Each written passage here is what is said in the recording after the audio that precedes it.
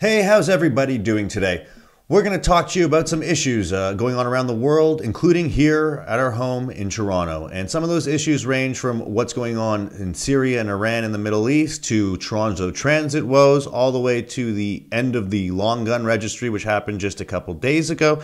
And also what's going on in Toronto and around the world with regards to this ridiculous weather we're having. It's not quite the seasons we're used to, but we seem to be going through global warming more than we're aware of. So first, let's sort of touch on Syria and Iran, okay? So Syria's Arab Spring has been a long season, it seems, and it's continuing. China and Russia now seem to be getting on board with the idea of bringing some sort of peace initiative to that region. The Red Cross is working on a ceasefire, but still today, not much has changed. Now, we're going to talk quickly about Iran. And now in Iran, it seems that they are going further and further with nuclear testing. And it also seems that they've stopped exporting oil to some European countries because of sanctions imposed upon them. Now, this is raising the price of oil in the U.S. as much as other places around the world, and is ultimately going to be a destabilizing factor in the future. Now, I really just wanted to sort of touch on this because this is important. One of the things that we can do in order to get us off of Iranian oil, or oil for that matter altogether, is I've been a big advocate of a sort of an X Prize program for the province of Ontario. Now, what I mean by that is NASA had a program at the end of the shuttle program. So if someone were to build a reusable capsule that they can take to space and back and return once, NASA would give them a certain amount of money and potentially use parts of that application on their new shuttle program. Now, what I'm talking about for Ontario is almost the same thing. So what I mean here is you take the province of Ontario, and our leadership says, okay, so we're going to give 2 years and a prize to any organization or group or car manufacturer or individual who can build an alternative fuel source for Ontario citizens, and more so right now for members of government. So if you are right now you're driving around because you are responsible for road laws, or if you're responsible for Toronto Hydro, or whatever the reason being, if you're driving a government vehicle, now that vehicle should be put on an alternative fuel source. And the reason why Ontario as a whole should be responsible for this is because it costs a lot of money to build the infrastructure to allow regular citizens to go out and fill their car with this alternative fuel. So to have the province of Ontario to do a province-wide program to start setting up an infrastructure for an alternative fuel source, and then down the road, once the structure is set up, turning to manufacturers and saying, in order to sell cars in Ontario, you have to provide Ontario citizens with one alternative fuel source option from the approved program or the approved method that wins the prize. Now, this will allow the province of Ontario to get off of oil, which is a big thing, because right now, I don't know if you've been hearing about it, but we seem to be losing not only good personnel, but also jobs and other things to the west. Our country's west end, where the oil is, seems to be growing and growing, and Ontario or Toronto doesn't seem to be moving at the rate it once was. Now, if we do find an alternative fuel source, and maybe even Ontario start leading the way for fuel, other countries and other places around the world would be inclined to come to Toronto or come to Canada or come to Ontario and say, hey, we want to research your fuel technology so we can, implement it within our own borders and our own area. And that is how we start to become a power in that sense, and an economic stronghold again, rather than losing it and going back rather than going forward. Hello and thanks for watching. We hope you are enjoying this week's show. If you or someone you know has something to talk about and would like to get it out, come on an episode of The Issues. Please call or email the number on the screen.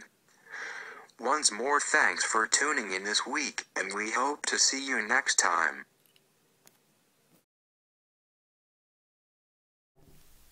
Hi out there, thanks for tuning in again.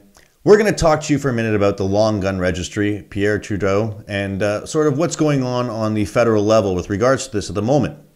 Now, it seems that the long gun registry doesn't exist anymore. And we basically, since its conception till now, have dumped about $2 billion of taxpayer money into this program that does not work. So there's more going on here than meets the eye. The bottom line is it makes sense for this program to end. Some provinces are doing what they can in order to make it so that they get to keep the registry in their own province. The federal government is not behind that. They believe it to be a violation of people's rights. So the most important thing here is that people who had a problem with the long gun registry, which was a lot of people from the West, and just people that are generally good, honest, decent gun owners, are no longer suffering from this problem.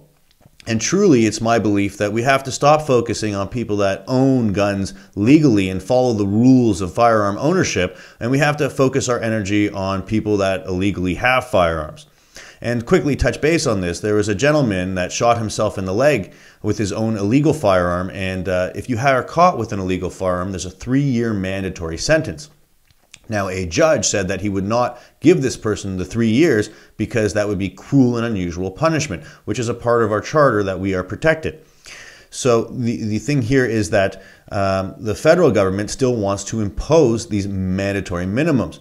But the law is something that's almost living. And we have to be intelligent in every decision that we make with regards to the law. We can't just go and say this person gets that sentence because the person before him got it. We have to always take into account everything that happened, how they got to that situation, and what is the best and most appropriate sentence for that person. You can't just say one thing for everybody because not everybody fits into a medium-sized t-shirt. You need different sizes to fit everybody.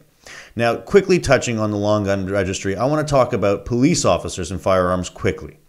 Okay, now, Toronto police officers walk around carrying badges, guns, handcuffs, nightsticks, all the toys. Okay, now you take supervisors like detectives and sergeants, they're allowed to roam around with tasers. Now, I quickly want to just jump across the pond here and go to England, because in London, England, the majority of officers do not carry guns. In fact, they only carry tasers or batons. And the thing here in Canada, or Toronto for that matter, on the federal level, the RCMP is now allowing people or officers to carry the taser, provided they have the correct training. Now, that's going to start in Toronto as well. The thing is if a taser is a non-lethal means of incapacitation, and a firearm is a killing source of incapacitation, doesn't it make sense for us to use the non-lethal source first? These are what we should be training our police officers on. Not guns first. It should be taser first, gun first. The whole goal should always be confrontation with as little chance of loss of life or injury as possible. Now, the reason I'm saying this stuff is it's not happening fast enough, okay? And tasers, as much as every 10 times they're used, they might kill 1 or 2 people. Every time you use a gun, the chances of death increase dramatically opposed to any other source of settling down. So all I'm trying to say is it's time for us to start looking to the future. It's time for us to start thinking about things like tasers and alternate sources opposed to the gun, because we are not dealing with the mentally ill properly here on the streets in our local neighborhoods, and unfortunately people are dying when they don't need to. And in the future, our goal should be to make sure public safety and the preservation of life should be our primary goal.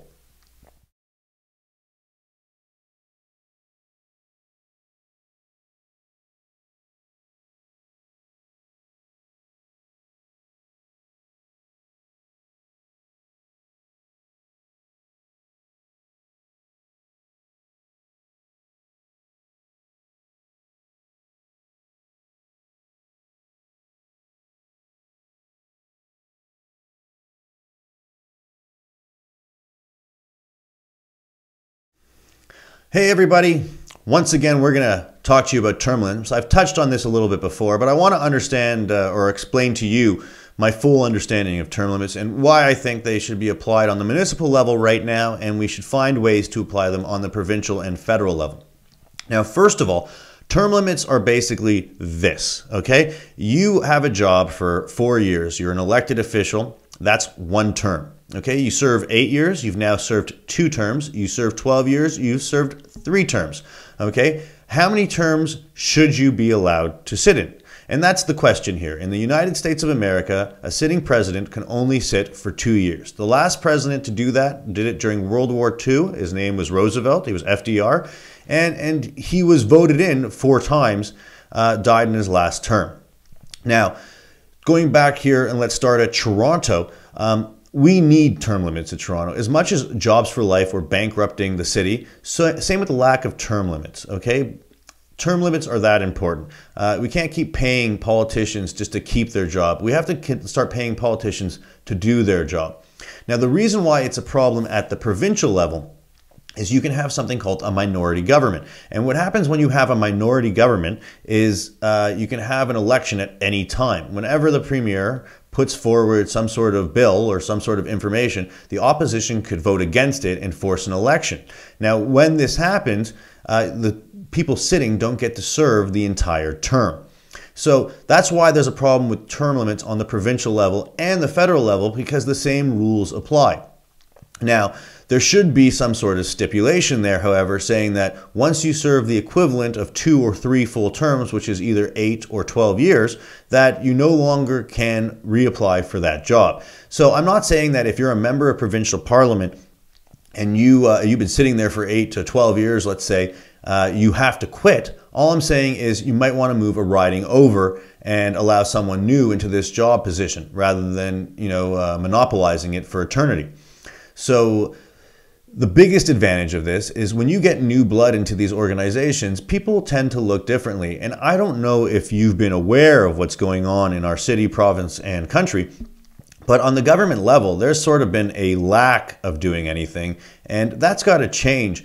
I don't understand it. I've run for public office, and I've always said to my significant others, friends, and family, you think you can't get a hold of me while I'm running, wait till I'm elected, because if the people of Toronto are going to give me 4 years to prove to them that I want a better city, after 4 years, I want to show them a better city. And that doesn't mean that I work between 9 and 5, or any politician should.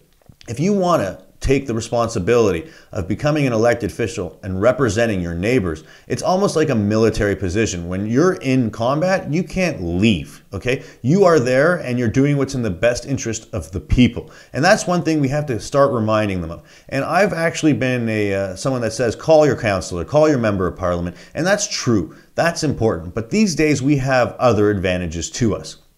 Now, the biggest advantage is the internet. What I'm communicating through you right now, or to you right now, is through the internet. You guys have Twitters and Facebooks, and you can put on YouTube or Twitter or Facebook or any other source of social media your grievances with government and what you want changed. And people can like it, people can, repost it or whatever it is. And that's how change is going to happen. It's the will of the people will enlighten our way. And hopefully we start to learn this, and just rather than dealing with the status quo, change comes, and it comes for the better.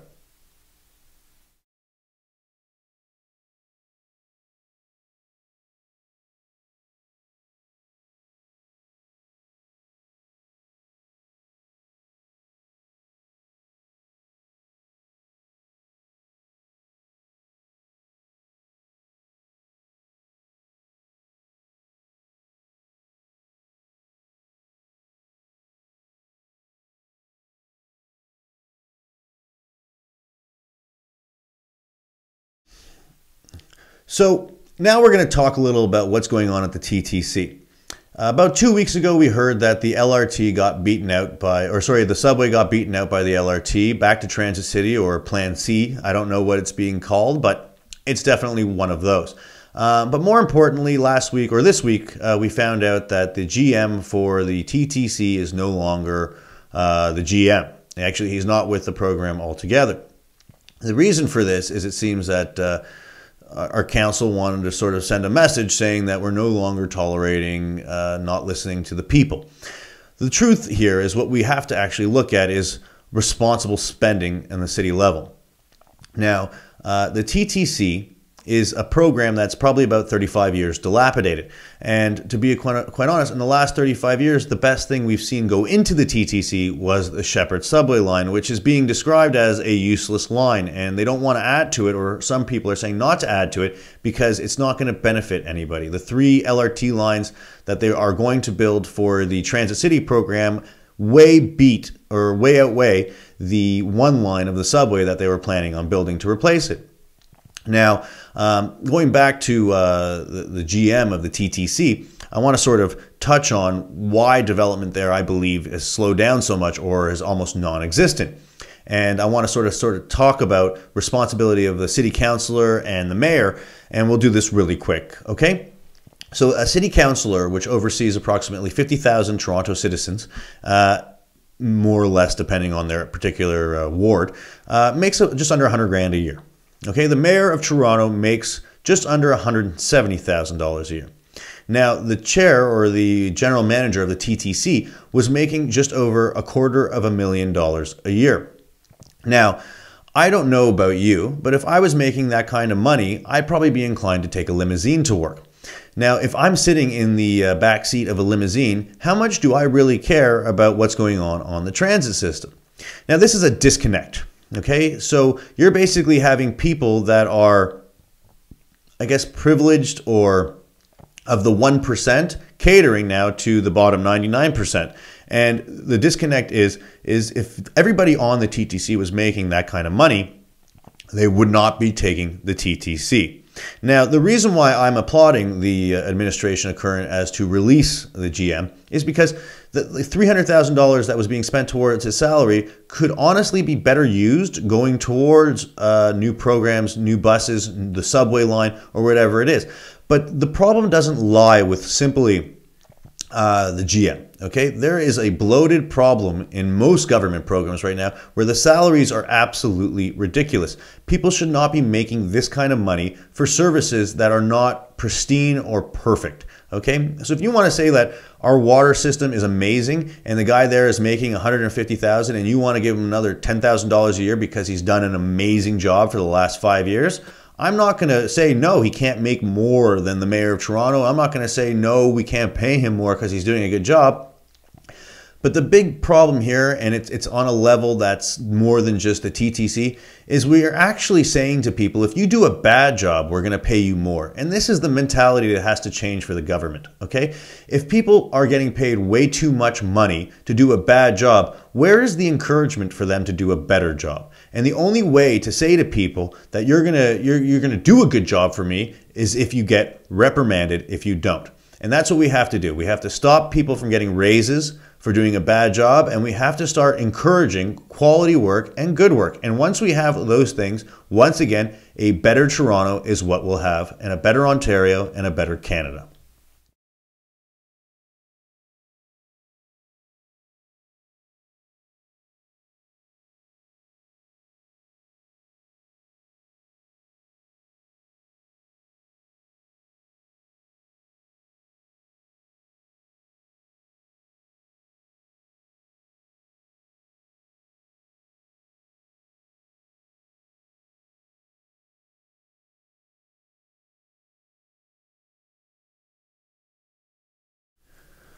Hi, everybody. I just want to thank you for tuning into this week's episode of The Issues with me, Dave Epstein. And I wanted to remind you that upcoming in the next day or two, we're going to have our first real winter snowstorm, according to the Weather Network, or what we're hearing on the news. They're claiming 10 to 15 centimeters, which means that if you've had a lacking of your winter fun wonderland, that now you're going to have that opportunity to go out there and get it this weekend.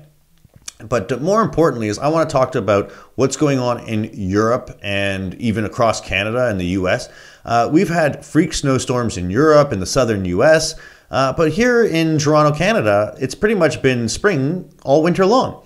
And I'm not saying I'm complaining about this. I'm just saying that if you actually had doubts of global warming or that climate change, that right now I think this is actually sending a message to us as the people.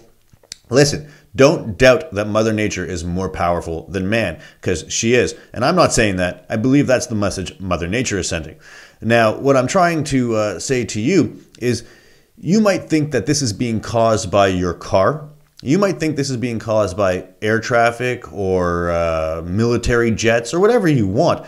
But to be 100% honest with you, coal is considered to be a dirty burner, a dirty energy burner, okay? And that's probably where most of the greenhouse gases are claimed to come from. Most of the coal that goes through the power plants, however, has been refined and cleaned out a little. However, what's going on in different places around the world is there's coal mines that have been on fire now for decades. Okay, these coal mines that have been on fire are not burning clean coal. They're burning whatever's down in the mine.